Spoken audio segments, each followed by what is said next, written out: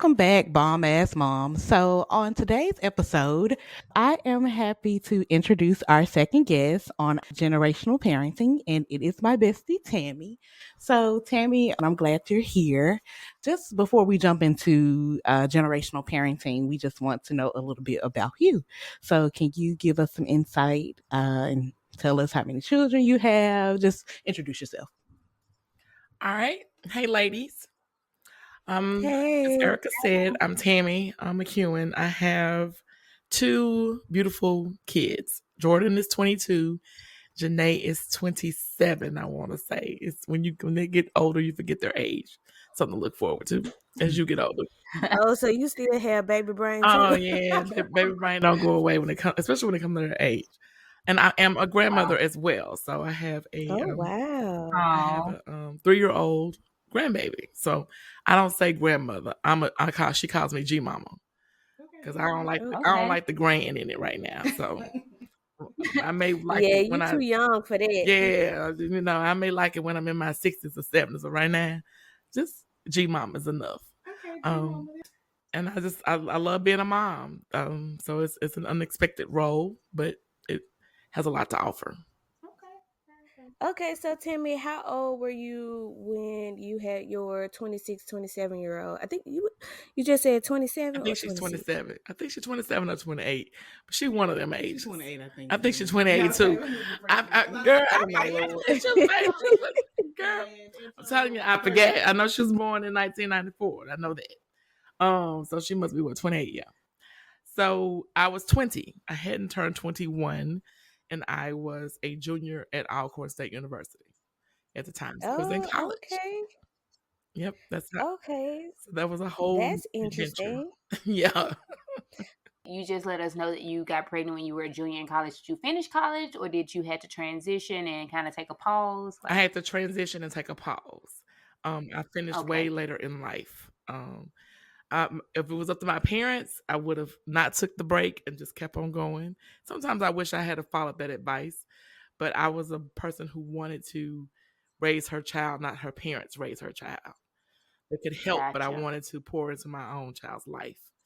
And so That's great. I thought it was my responsibility to, along with her dad, to do what we needed to do. He went to the military. He left school, went to the Marines, so he could help take care of her. And I started working, and then went to school later. Yeah, that's a mature thing to do, and that's a big sacrifice as well too. But you mentioned that you finished later on in life, and that's a blessing right there. Yeah, it was a harder road, but it was a road that I probably wouldn't trade because I learned a lot. I evolved as a mom, and my child grew up knowing that obstacles in life happen, but you can still finish what your goals are. It may not be in your timing; it may be in God's timing. So Yes, ma'am. it's all Preach. about So being Tammy, able to adjust and pivot. when you look back, can you just kind of go in a little detail about your experience from, changing your life to, I'm going to put school on pause. I have a new baby. Like, can you tell us some of the obstacles that you had to overcome? Like, what was the most exciting thing about motherhood back then? The most exciting thing about motherhood is just seeing all their first words, their first steps, their first smiles, their first um, baths, just all the first that they have was just exciting. Because remember, little people don't know anything. Everything they learn is because someone teaches it, whether it's Nickelodeon, whether it's you, whether it's dad, whether it's school. Everything that they learn, someone is teaching them. They come with no knowledge of anything. But they also come with the knowledge of sin. We have to also remember that. The Bible says you're born a sinner. So they come with the idea in their mind, no, stop, move. But when they learn the words, that's where the activity happens with those words. So we're already born to know to do all the things that we know we should not do. So that's why parenting is so important to do the things that we teach them to do the right way. Because, they learn the bad stuff easy, quick, fast, in a hurry. So that's why Trey is telling me no and moving my hand. They learn all the bad stuff quick. But as parents, just to teach them the right way and all the things that we know that are right and that the way we were raised. Some of the things I took from my parents and some things I didn't take from my parents. But it was just exciting letting them learn new things. And obstacles, I was a single parent, so that was an obstacle of itself. Just me. Um, Going along, even though my daughter's father was in her life, we weren't married. So he was in a whole nother state, sometimes in a whole nother country because he was in the Marines. So just being alone was hard. Having the moments where you wanted to have someone to just take the baby and sit them in their arms and walk away. Yeah, I wanted those moments a lot.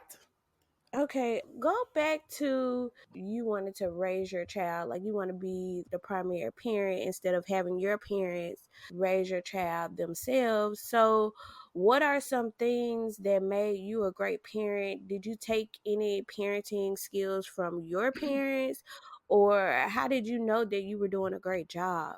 You just know you're doing a good job by your child's happiness. All of it is different. Every kid is different. Every situation is different. Sometimes your values are your foundation. My parents had great values. Like they were believers, and that was something that was important for me, for my kids to be raised in church. And they were believers, so I did take that from them. They were just being always had we never wanted for anything, and if we did, we didn't know that it was an issue. We never knew money was an issue. I didn't want that for my kids. I never wanted them to worry about anything financial, any roof over their head, lights on, food.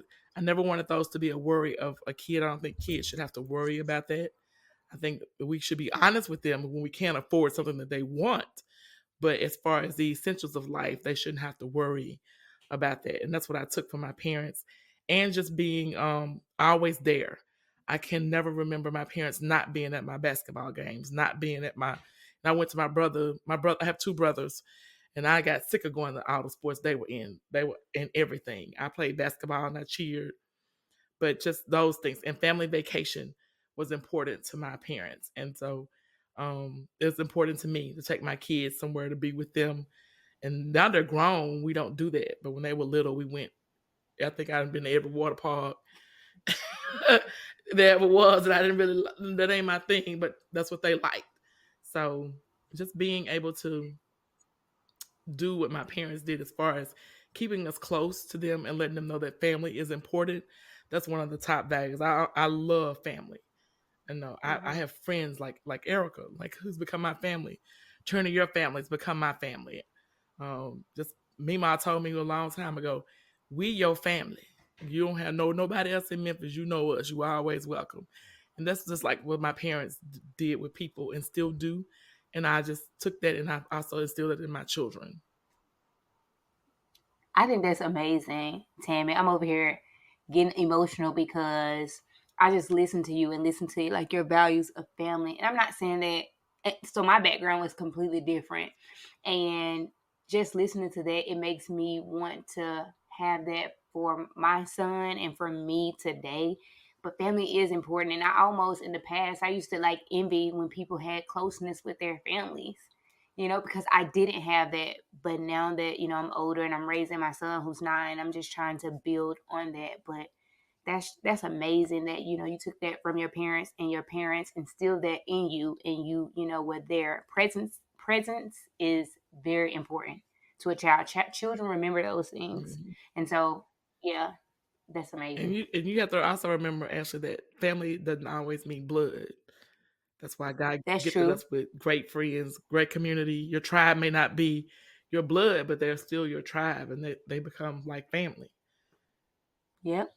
That's true. I'm seeing that now more in my adulthood, and now that I have a child and I'm a single parent and trying to build my village, and yeah, so that's true.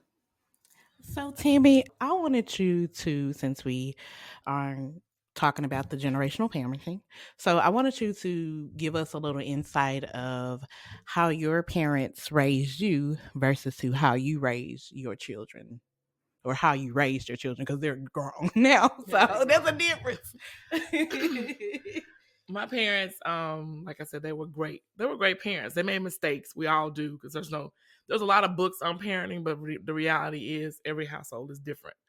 So I grew up in a household with a mother and a father who just worked. My mom worked for the United States Corps of Engineers forever. Then she retired. My dad worked for AT&T, and he retired. And then once he retired, he decided he wanted to run for office, and so he won House of Representative in our district where I'm from in Vicksburg, Mississippi. So now he's a congressman. So just their discipline was just is a little different from mine being a parent. I was disciplined as far as disciplining my children, but just discipline in my life was different. Once they saw a goal, they went toward it. And a lot of times, their era of growing up, their moms just like, hey, we're going to do this. And my dad did it. My grandmother said my dad was the most obedient child she's ever had. She has 4 kids. She said, my dad's going to be the one that does what you tell him. My Uncle Peter's going to say, yeah, I'll do it, but won't do it. And my Aunt Pam is just going to have 1,000 questions. And my Uncle Fred ain't even going to be there for her to even tell. So in raising my kids, I wanted them to see the reality, one, of parenting. My daughter now sees what I was talking about in raising my grandbaby. My parents, they hid a lot of stuff from us. Like, they just didn't allow us to see certain things growing up. Like, we didn't see, when my grandmother was a cursor, my mom's mom. She cursed all the time. Whenever she would start cursing, my daddy would make us leave. Like, we had to literally leave my grandmother's house because she would start like going off. And so we're like, well, that's like y'all ain't here to curse. Right. So I didn't raise my kids like that. If someone started cursing or whatever, they knew we didn't talk like that. So in that sense, but as far as like, my dad was a very strong and strict disciplinarian. We got whoopings. Me and my brothers got whoopings. Kids today, I don't think they get whoopings. They don't look like they do. No, they don't. But I discipline my kids. I've spanked both of them, Jordan and Janae, but not as many whoopings as I received probably. But if they did something wrong, if they did something worthy of a whooping, I did. I didn't believe in timeout. What's timeout? Just go to your room where all your devices are. So I just didn't believe it. I'm not a timeout person. I did take things away from them. My parents took things away from us. So I took things away from them when they acted up. But as far as, and my mom was the kind of mom that we ate a meal as a family every day. We said that if my dad wasn't home from work, his food was wrapped up and put on the stove or in the microwave when microwaves came out. Because y'all, I remember when microwaves came out. When y'all was born, they were out. So, because I'm 50 years old. So we sat down and ate as a family, and there weren't cell phones. So we had to talk. And when I raised my kids, we ain't do that. I was like, Jordan was like, Mom, I'm going to my room. Okay, cool. Yeah. But I did make it a point on Sundays. I wanted to have the conversations with them. So we would sit down as a family on Sundays and talk. Just let's talk. Let's catch up. What's going on in your world? What's going on with school? What's going on? So I think that I like the fact that my parents did that. But me and my brother would be so bored most of the time. We would just be bored, just talking to them, answering their questions. But we learned some things about them talking, and they learned some things about us. But most of the time, we were like, "Can we just get up and go? We're done." So our parenting styles were a little different, but I appreciate how I was raised because it helped me to see either what I wasn't going to do with my child or what I wanted to do with my child. And so, that helped. Like Ashley was saying, she didn't have the close family, but now she knows that's what she wants for her son, though. So if she had had it, she probably wouldn't respect it as much, or vice versa, or really would want it. So I understand that, but it wasn't that much difference in the raising. What happens is the world changes when we have our kids. I do agree with you. It's not so much as the parenting that changes. The world is changing. So as a parent, you have to be more cognizant of what's going on in the world, what your children are going to see, what they're going to hear. I always revert back to my friend. I have a friend, Gina, who has 3 kids. Noah's a teenager, and Lukey is in 6th grade, and Lily Grace is 5. And when she has all this parental control over all their devices, like over their and they don't even have cell phone. Noah got the thing that just it's like the iPhone, but it's not a phone. It's not a phone. Mm-hmm. He has that, and the kids have their iPads, but they all have all these parental controls. The TV has codes. I'm glad I ain't have to come up in the air. I would have forgot all that. Yeah, They've been watching what they want to watch. And it's funny that you say that, Tammie, because my sister mentioned to me that you can put parental control on devices and stuff like that. And you know me, I'm like, what? Like, how you do that? Just like lost. But for me, I'm just like, I ain't got time to go through all that. I mean, we can try to protect our children as much as possible, but at the end of the day, what they see when they are out and not around us is like, that's something that they got to be exposed to. Because I mean, we were exposed to certain things. So right. It's true, but let me tell y'all something. This is quite funny. When my brother and the twins, I think my brother was around maybe like 12. Mhm. So the twins had to be no, they were a little bit older. But anyway, they spent the night over my cousin's house. And this is one reason why I do believe you have to have some type of parental controls on like devices for young children, because I don't think they were like older teenagers. They were like just becoming teenagers. And they ordered porn on their TV. And they knew better, Not the and porn, it's like Tierney. stuff like I promise, yes they did. Yes, they did. My aunt called my grandma and was like, Georgia, you know what these boys did? And I'm like, oh my gosh, like, why would y'all do that? Y'all know y'all was gonna get caught. Yeah, that's just boys But getting it's like curious. It happens. yes, but it's stuff like that. No, you can't shelter your child from everything, Mm-hmm. but let's try to limit certain things. I feel like 13, 14, that's a little early to be, exposing your child to porn.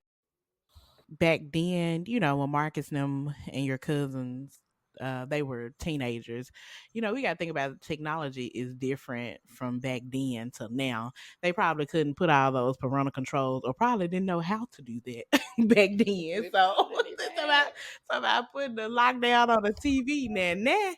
I don't even know if you could even probably still order that stuff.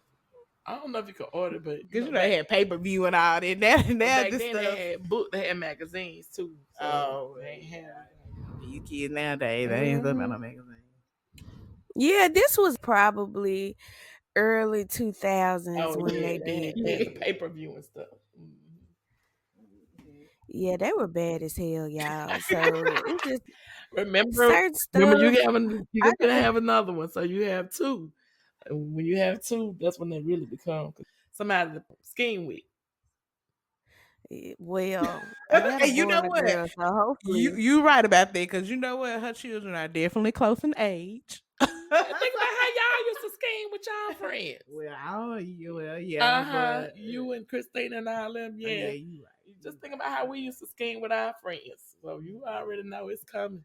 There's nothing new under the sun. Tammie, I think you said that your youngest was 22 and your oldest is 28. So that's a 6-year age gap. So were there any differences in how you parented them and their different genders? Like my daughter now that she's older, we're like, best friends.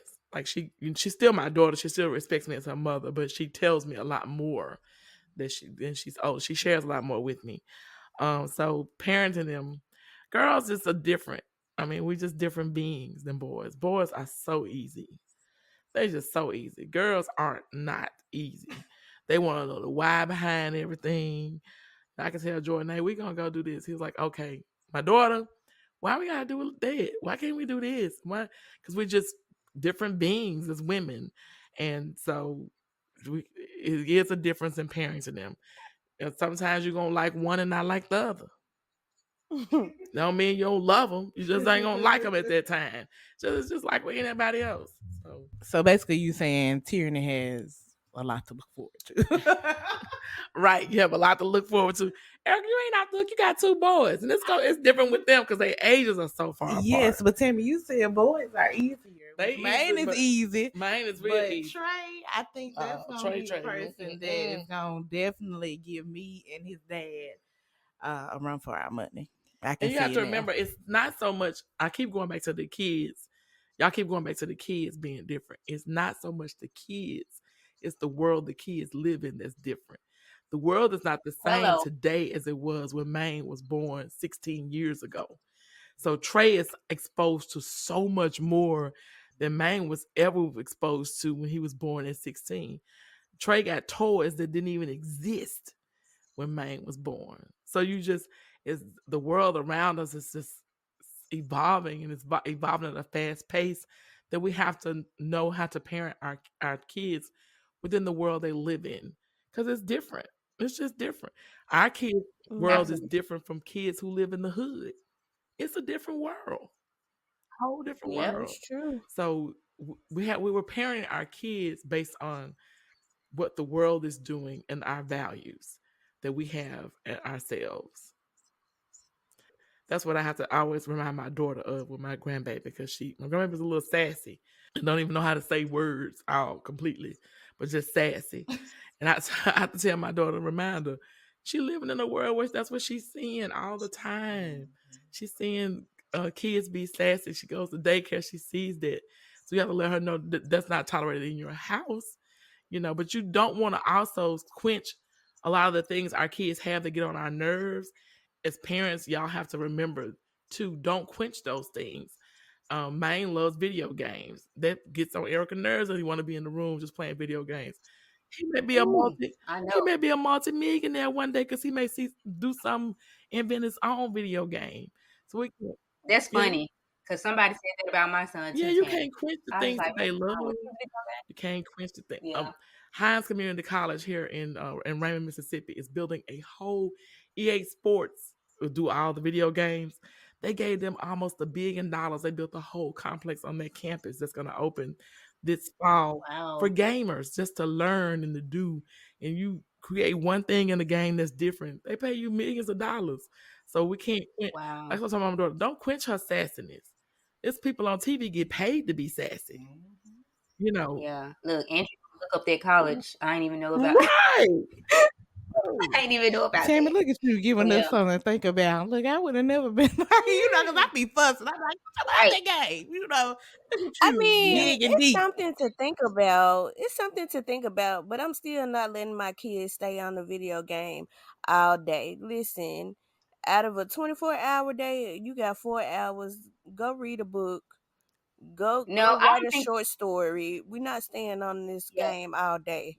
And I I don't agree. think that I to agree be with that. great. Yeah, to be great, the kid. Yeah, you're right, Tierney. They shouldn't stay on all day. You should definitely, or we should definitely limit their, screen time or electronic time or whatever. But like, I think what Aunt Tammy was trying to say is not completely taking it away because they could be good at it. That could be their little niche when they grow up, right? Yeah. So Yeah. yeah. And you said something, Tammy, earlier where you said you and your daughter are now best friends. I read something today actually where it was saying we shouldn't be best friends with children, like our children, like when they're like 5, 6, 7, 8. But as we grow and get older and their mindset changes, like you can become your child's best friend because they're grown and they understand it. Because me and my mom now, we are best friends. In high school, I didn't know who that woman was. I'm just kidding. No, I just did not agree on certain things, but now we're like the best of friends. So that's amazing too that y'all got that best friend relationship and she opens up and tell you And she stuff. still get mad, and it's like, well, mama, I'm just gonna let you go. And I was like, all right, she gonna call back in a couple of days for something. So I don't even be worried about it no more. Usually I be like, well, Pumpkin, let's just talk. Wait a minute, let's talk. Let me just tell you. She's like, no, mama, I'm just gonna let you go. And that's her way of letting me go before she say she don't want to be disrespectful. And I get it. That's fine. Just let me go.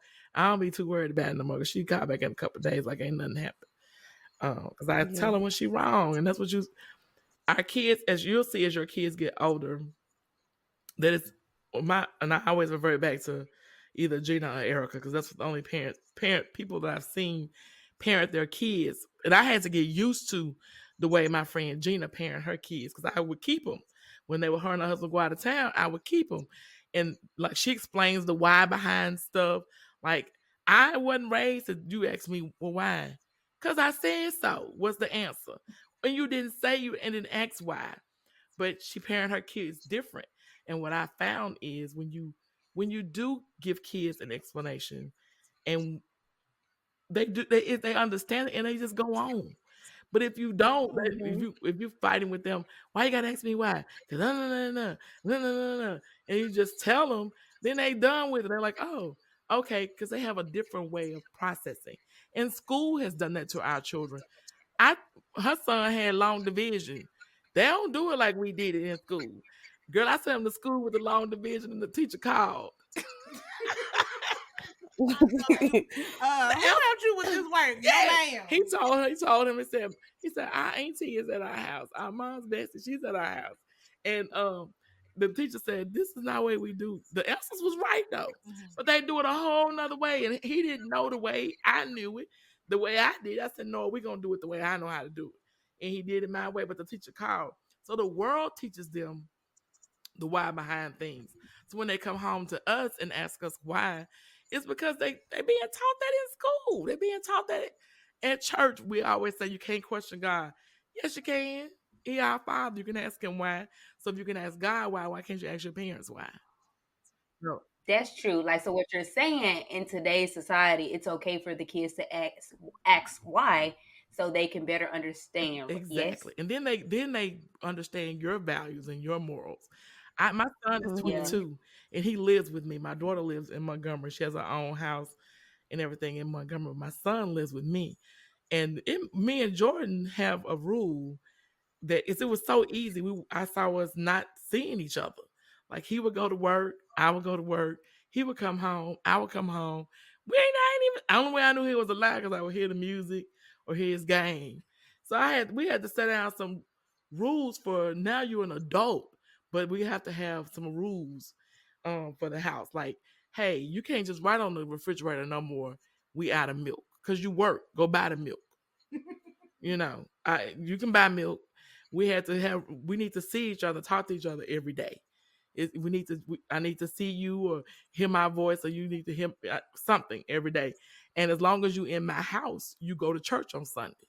When you get on your own in your own house, you don't have to. But when you in this house, we going to church on Sunday.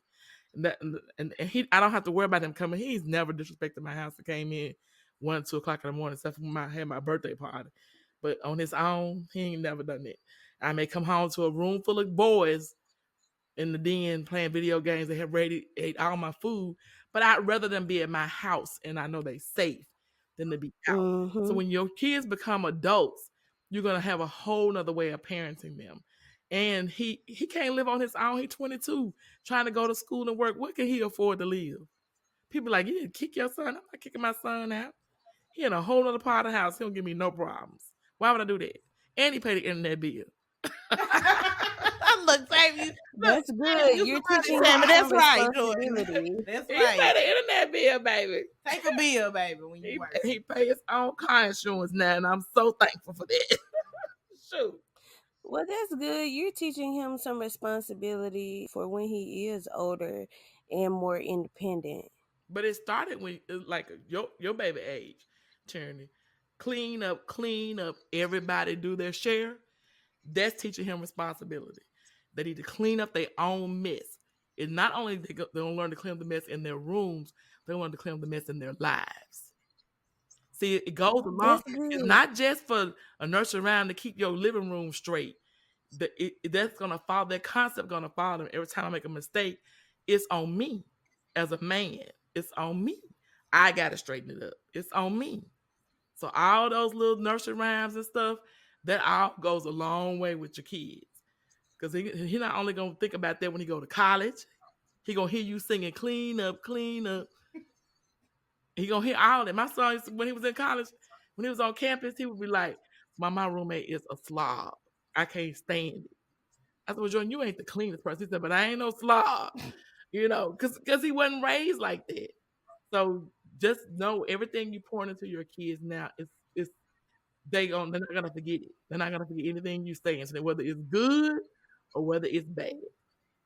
That's true. I still saying that clean up, and your son way younger That's than right. me. Make them, and so and that's why you can't allow them to do everything for them. They have to do some things on their own. And Tristan is the perfect age to pick up his own toys. and put them in a toy box. Yeah, we struggling with that one because every time we Dang. This listen, unbanging toys. every time we put him in there, he want to take him out, and I say no, put it in the box.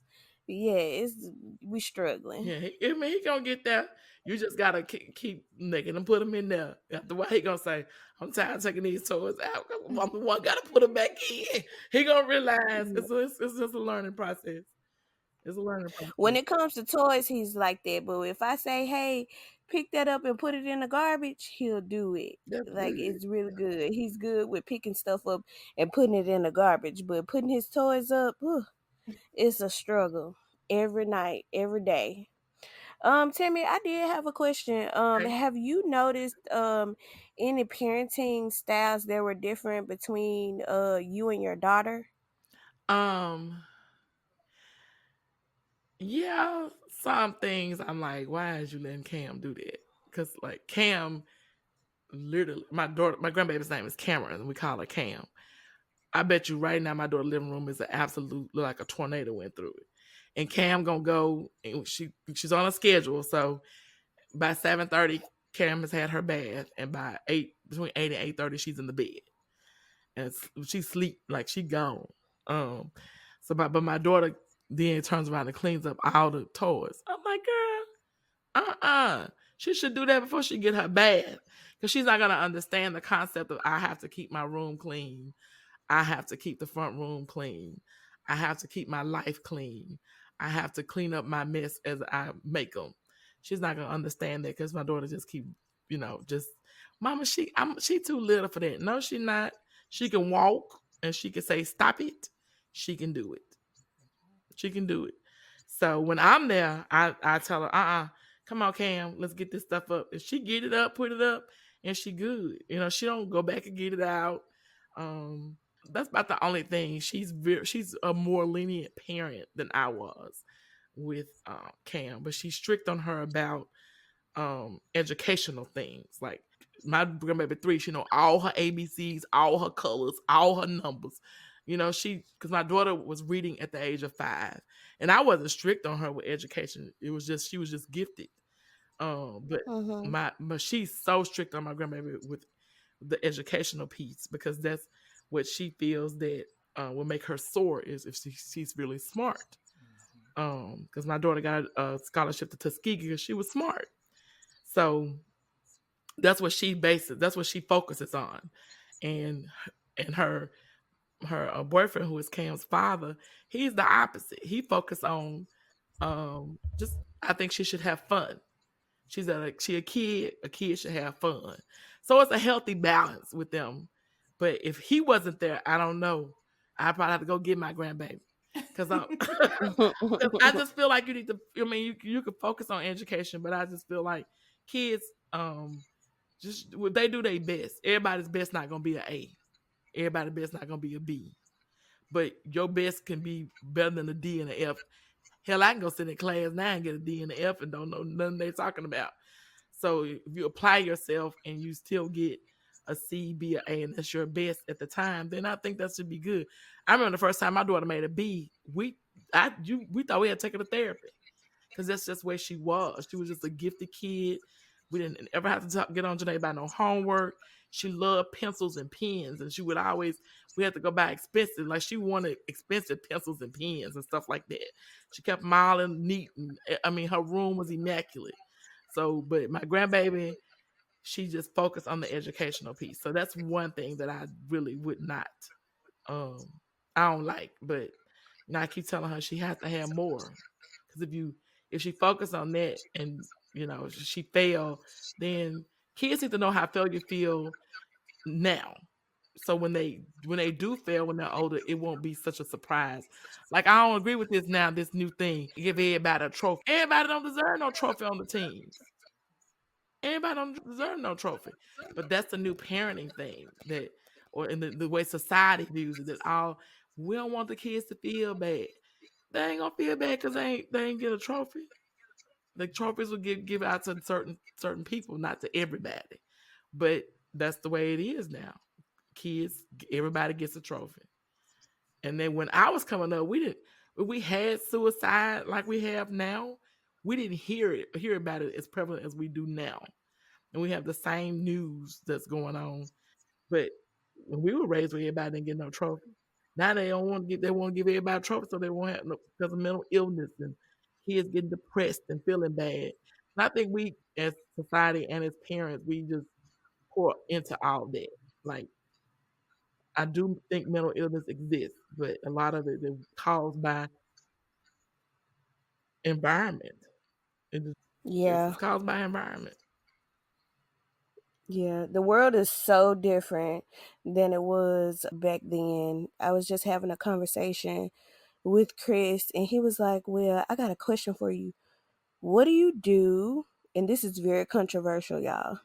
What do you do if when Tristan is in school and the teacher calls and say, "Hey, Tristan got in trouble today because he was disrespectful to another student."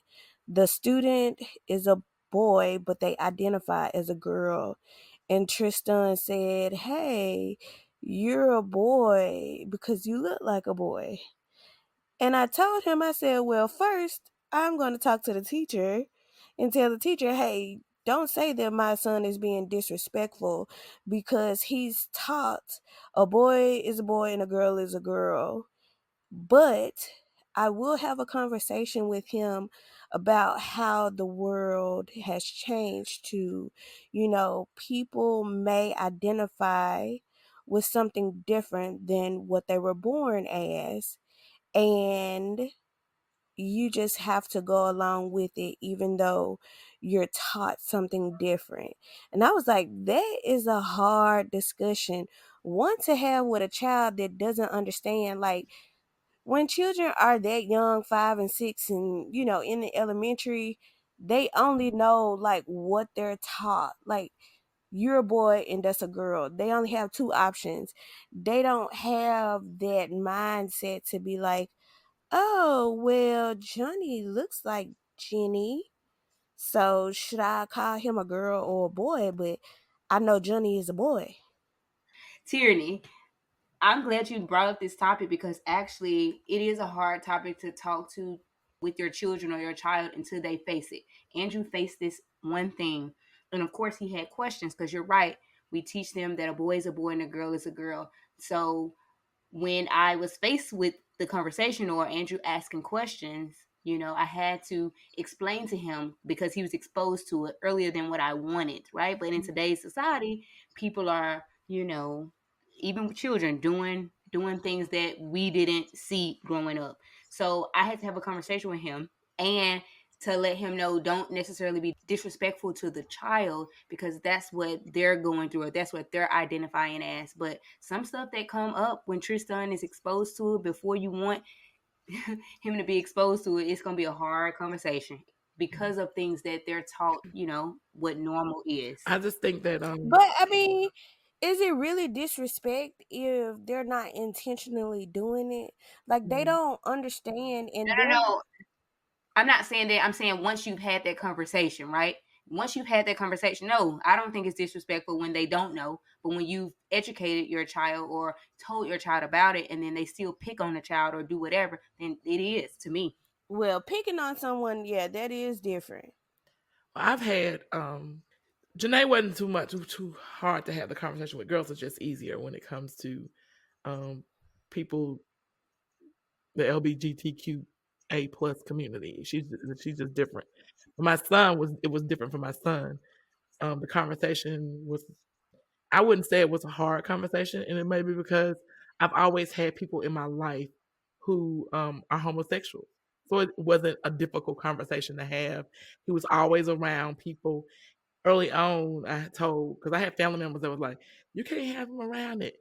That's going." No, homosexuals are not pedophiles. It's two different things. They're most of the time they're homosexual because of pedophiles, because someone has done something to them and their families, and it just messed all that up.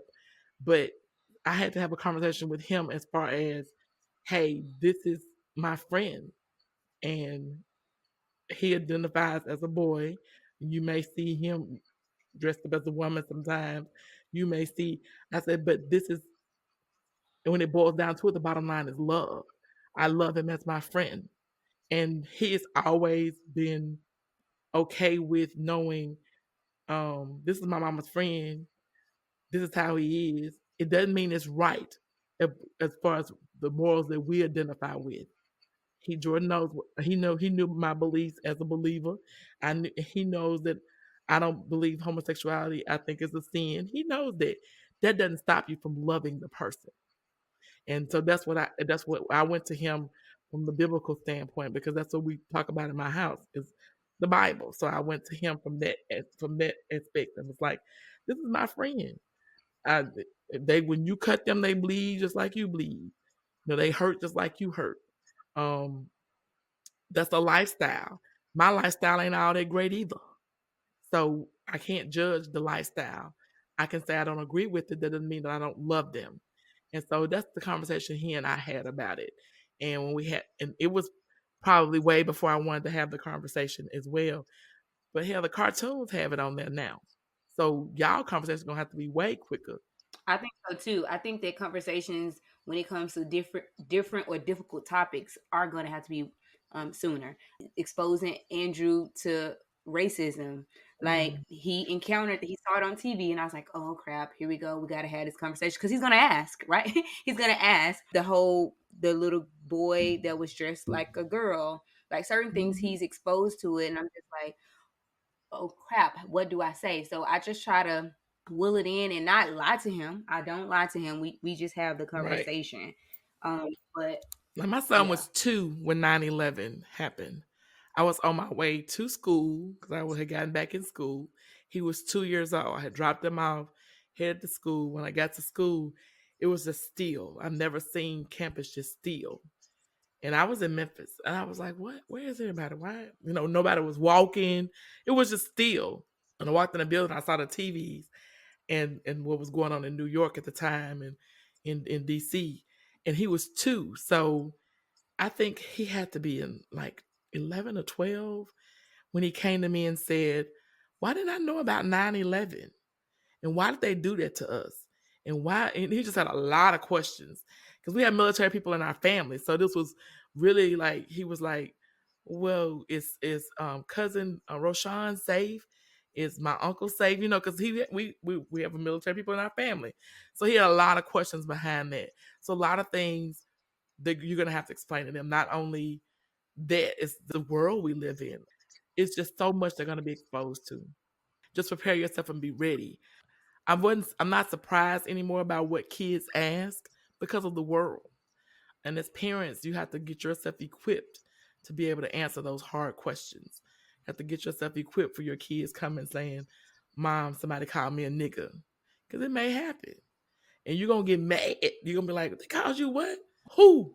How they look?" And it may have been a black person that said it, but it was offensive to your child. That someone called them that. So it's just a whole lot that you just have to be prepared for. And there's no book for it. They all these preparing the books. There ain't no book for that. You just gotta know that. Always go back to your foundation of what you believe to pour into your kid when you're answering those questions. That's what it boils down to. Whatever your foundation is in your home, I'm a believer. So I go always revert back. And my son and my daughter know now. They be like, "Oh, mama, everything." And yes, everything is in the Bible. Everything under the sun that has ever happened is in the Bible. Everything. There's nothing new. The men was trying to sleep with the angels, the heavenly host in Sodom and Gomorrah. Nothing's new. It's always something. I'm telling y'all, it's everything that we go through now. It's already been done. It just was done much later time, and so, but we just need to have that whatever foundation we're gonna go on. We need to have it for our kids and be able to tell Mhm. them, express to them our values in our answers, so that it'll always revert back to whatever you believe. Well, we've been talking for some time, and Tammie, we're going to close out the show. Is there any advice that you would like to give us younger moms about your parenting styles, or anything we can do better, Mm. or just add to our parenting styles? Trust your kids. Trust that what you put in them, that they're going to regurgitate back up. Trust it, because you've taken the time to pour into them at the ages of 1, 2, 3, newborn. My son 22, my daughter 28, and it doesn't end. I still call my mom to this day and ask her, "Mom, what should I do about this? Or what this happened or whatever." So just trust them that what you put in them is gonna come up. You're planting in good ground, and you're gonna reap the benefits of the harvest. Is they're gonna be great kids. I always tell people all the time. They'll ask me, "How is Erica your bestie?" And you 50, and how old are you, Erica? 31. 31. I said, you know what? First of all, she's very mature, and she's one of the best young parents I've ever seen in my life. So I knew we were gonna be fine when I watched her parent Maine and we talked. So just trust them. They are some bold, beautiful. And Ashley, I don't know your kids, but I feel like your son, but I feel like I do. They some bold, beautiful young men. Bold, beautiful young men, so respectful. Even Tristan, he might not mess with you when he first meets you, then you grow on him. He went through my whole wallet. Just just Hey, but he didn't steal he any didn't money steal though. nothing. That's how I knew he came from good stock. Trust them. Trust them to make good decisions. They're gonna mess up. And when they do mess up, sometimes you have to allow them to feel they mess up. Just let them feel it for a minute and then rescue them. As moms, we want to rescue the boys so quickly. We can't rescue them too quick because they're going to be men. They're going to be somebody's husband, somebody's father. So we have to trust and believe in them because they're going to be the men that we want them to be. Just believe in them throughout it all. Tammie, this has been an awesome conversation on generational parenting, having you as a guest on the Bomb Ass Moms podcast, sharing your experience and how you parent and how your parents raised you. You've given some great advice to our listeners out there. And so we really appreciate you joining our podcast and having a conversation with us. And yeah, we just want to thank you. Y'all are more than welcome. Thanks for having me. I appreciate this. I think I'm going to have to tune into y'all's podcast. Yes, ma'am. Like it, share, subscribe, do all that good old stuff. Y'all keep being bomb ass moms, okay?